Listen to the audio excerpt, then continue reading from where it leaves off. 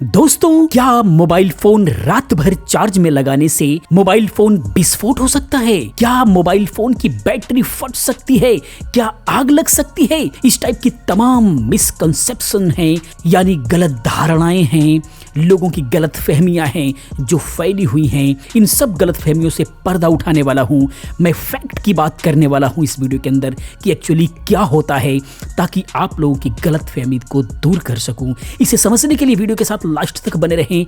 कमाल की जानकारी होने वाली है, कमाल की वीडियो होने वाली है।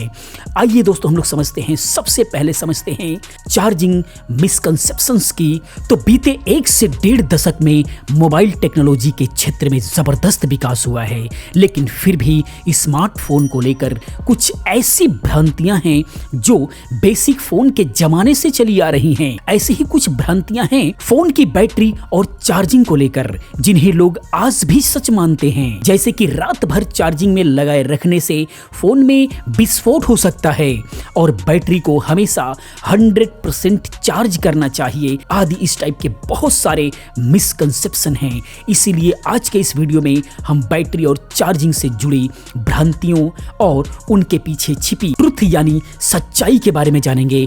वीडियो के साथ बने रहें, बहुत ही कमाल की वीडियो होने वाली है। आइए सबसे पहले हम बात करते हैं ओवर चार्जिंग से फोन ब्लास्ट के बारे में। तो बहुत से स्मार्टफोन यूजर्स का यह मानना है कि अगर उन्होंने रात भर फोन को चार्जिंग में लगाकर छोड़ दिया तो ओवर चार्जिंग की वजह से फोन में विस्फोट हो सकता है, या फिर ओवरनाइट चार्जिंग की वजह से बैटरी खराब हो सकती है। लेकिन मैं आपको बताना चाहूंगा कि यह सिर्फ एक मिसकंसेप्शन है। अगर आप चाहें तो कई महीनों तक अपने फोन को चार्जिंग में लगाकर छोड़ सकते हैं, कुछ नहीं होगा, क्योंकि आजकल के स्मार्टफोन उच्च सुरक्षा मानकों को ध्यान में रखकर बनाए जा रहे हैं। खास करके लिथियम आयन बैटरी वाले डिवाइस में तो सेफ्टी का अतिरिक्त ध्यान रखा जाता है, क्योंकि lithium ion battery over charging को लेकर काफी सेंसिटिव होती है। अब हम बात करते हैं ओवर चार्जिंग प्रोटेक्शन के बारे में कि आखिर ये सेफ कैसे है। तो एक्चुअली कोई भी कंपनी यह नहीं चाहेगी कि उसके फोन में विस्फोट हो और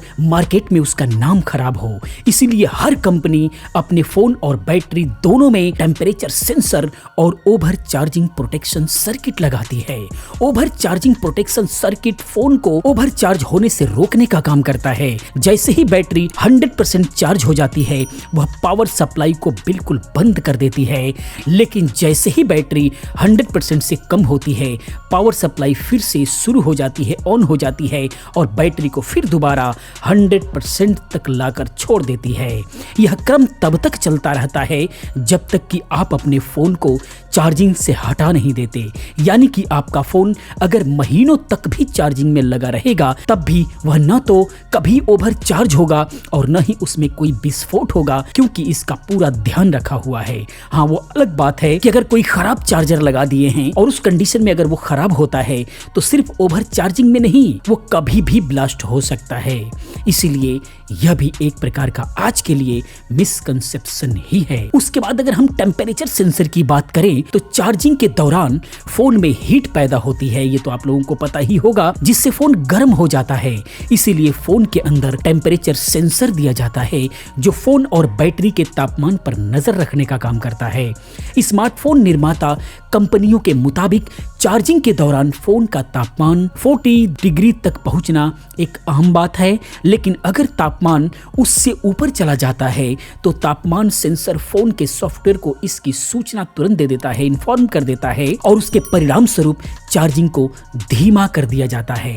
यानी अपने आप जो है चार्जिंग का करंट कम कर दिया जाता है कि जो उसकी हीट है वो फिर दोबारा से कम हो सके और फोन की सेफ्टी बनी रहे। अक्सर आपने देखा होगा गर्मियों के मौसम में फास्ट चार्जिंग के बावजूद भी फोन काफी धीरे चार्ज होता है, यानी कि फोन जितना ज्यादा गर्म होता है वह उतना ही धीरे चार्ज होगा। अगर आपने कमरे में कूलर या फिर एसी लगा रखा है तो उस कंडीशन में वहां का तापमान ठंडा रहेगा तो वहां पर फास्ट चार्जिंग काम कर सकता है। लेकिन अगर हीट ज्यादा है तो आपका फोन फास्ट चार्ज नहीं होता है। उसका रीजन यही है कि उसका टेम्परेचर सेंसर काम कर रहा है, इन्फॉर्म कर रहा है और वह आपके फोन को हीट होने से बचाने का काम कर रहा है। उसके बाद है 0 से 100% चार्जिंग की अगर हम बात करें तो इसके अंदर बहुत से स्मार्टफोन यूजर्स का यह मानना है कि बैटरी को हमेशा फुल यानी 100% चार्ज करके रखना चाहिए और जब तक बैटरी पूरी तरह डिस्चार्ज यानी 0 ना हो जाए तब तक उसे चार्ज नहीं करना चाहिए।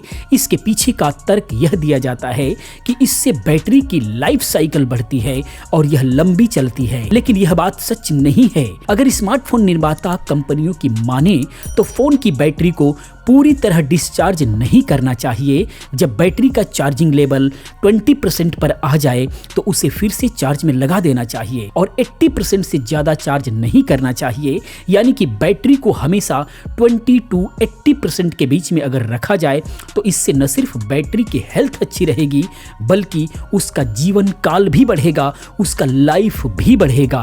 लेकिन उससे होगा कुछ नहीं। ऐसा नहीं है कि बैटरी के लाइफ साइकिल पे फर्क पड़ेगा या फिर 100% होगा तो वो ब्लास्ट हो सकता है, लेकिन हाँ, बैटरी को हेल्दी रखने के लिए आप कोशिश करें कि अपने फोन की बैटरी को 20 to 80% के बीच में रखा करें। उसके बाद हम बात करते हैं किसी अन्य चार्जर से क्या बैटरी खराब होती है। बहुत से स्मार्टफोन यूजर्स यह सलाह देते हुए आपको मिल जाएंगे कि अगर आप फोन के साथ आए हुए ओरिजिनल चार्जर की जगह किसी अन्य कंपनी का चार्जर इस्तेमाल करेंगे तो आपके फोन की बैटरी खराब हो सकती है। इसीलिए हमेशा फोन के साथ आए हुए ओरिजिनल चार्जर से ही आपको चार्ज करना चाहिए, उसी चार्जर को आपको इस्तेमाल करना चाहिए।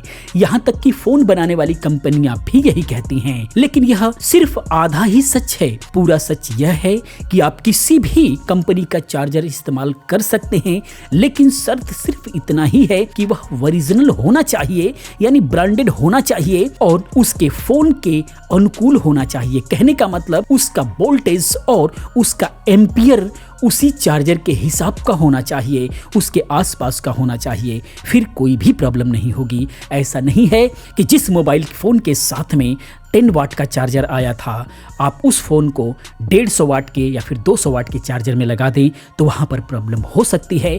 फोन का चार्जिंग सेक्शन खराब हो सकता है, फूक सकता है। तो सिर्फ आपको ये सब बातें ध्यान में रखते हुए किसी भी कंपनी का चार्जर लगा सकते हैं, बस वो चार्जर ब्रांडेड होना चाहिए, अच्छी कंपनी का होना चाहिए। तो दोस्तों ये थे सारे के सारे मिसकंसेप्शन। मैं उम्मीद करता हूं कि आपको समझ में आया होगा और आप इससे अवगत हो गए होंगे और आपके अंदर से भी ये गलतफहमियां निकल चुकी होंगी। दोस्तों ये वीडियो इन्फॉर्मेशन आपको कैसा लगा प्लीज आप कमेंट में जरूर बताएं। इसी प्रकार की बहुत सारी जानकारियों को जानने के लिए, हासिल करने के लिए इस चैनल को सब्सक्राइब करें, चैनल के साथ बने रहें क्योंकि इस टाइप की वीडियोस मैं हमेशा लेकर के आता रहता हूं। मैं मिलता हूं नेक्स्ट किसी और अच्छी इन्फॉर्मेटिव वीडियो के साथ में। पूरी वीडियो देखने के लिए आपका बहुत बहुत धन्यवाद।